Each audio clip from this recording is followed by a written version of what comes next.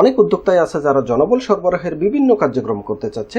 বিশেষ করে তারা বিভিন্ন প্রতিষ্ঠানে সিকিউরিটি হিসেবে লোকবল দিতে চাচ্ছে, একই সাথে ক্লিনার হিসেবে লোকবল দিতে চাচ্ছে বা অন্যান্য কার্যক্রম করার জন্য বিভিন্ন প্রতিষ্ঠানে তারা লোকবল সরবরাহের কার্যক্রমটি করতে চাচ্ছে।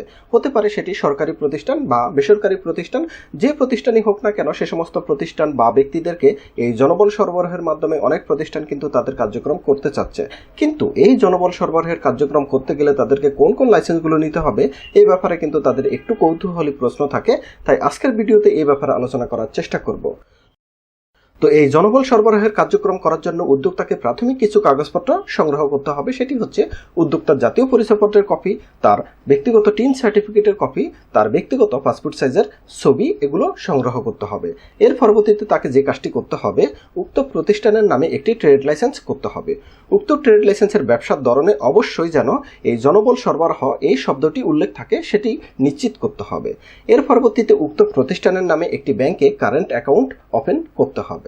কারেন্ট অ্যাকাউন্ট হওয়ার পরবর্তীতে উক্ত প্রতিষ্ঠানটি যেখানে অবস্থিত সেখানকার অফিস ভাড়া চুক্তিপত্র তাকে সংগ্রহ করতে হবে। এটি অফিসের যে মালিক তার সাথে সে অফিস ভাড়া চুক্তিপত্র করতে পারে। আর যদি তার ব্যক্তিগত অফিস হয়ে থাকে সেক্ষেত্রে উক্ত অফিসের যে নামজারির কপি বা হালনাগাদ খাজনা প্রদানের কপি সেটি তাকে সংগ্রহ করতে হবে।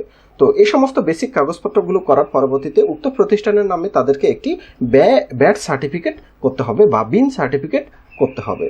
তো এই ব্যাট সার্টিফিকেট বা বিন সার্টিফিকেট হওয়ার পরবর্তীতে এই বেসিক কাগজপত্রগুলো আপনাদেরকে একত্র করতে হবে। এগুলো কিন্তু প্রাইমারি লাইসেন্স। এর পরবর্তীতে আপনাদেরকে চূড়ান্ত এই জনবল সরবরাহের লাইসেন্সের জন্য আবেদন করতে হবে এবং এই জনবল সরবরাহের লাইসেন্স প্রদান করা হয়ে থাকে কিন্তু কলকারখানা ও প্রতিষ্ঠান পরিদর্শন অধিদপ্তর থেকে।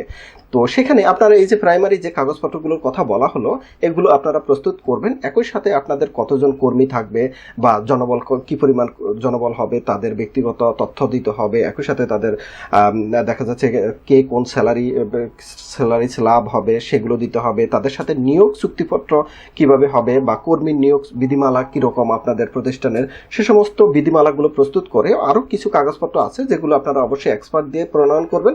এই সমস্ত কাগজপত্রগুলো প্রস্তুত করার পরবর্তীতে আপনারা সমস্ত কাগজপত্র দিয়ে কলকারখানা ও প্রতিষ্ঠান পরিদর্শন অধিদপ্তরে জমা দিতে হবে এই জনবল সরবরাহের লাইসেন্সের জন্য।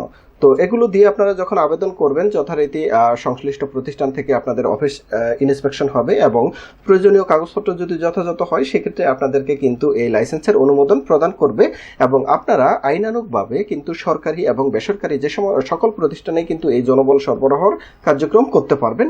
এবং এই ব্যাপারে যদি আরও কোনো প্রশ্ন থাকে সেক্ষেত্রে কিন্তু কমেন্টে আপনাদের প্রশ্নটি করবেন, আমরা অবশ্যই উত্তর দেওয়ার চেষ্টা করব। ভিডিও দেখার জন্য সবাইকে ধন্যবাদ। আল্লাহ হাফেজ।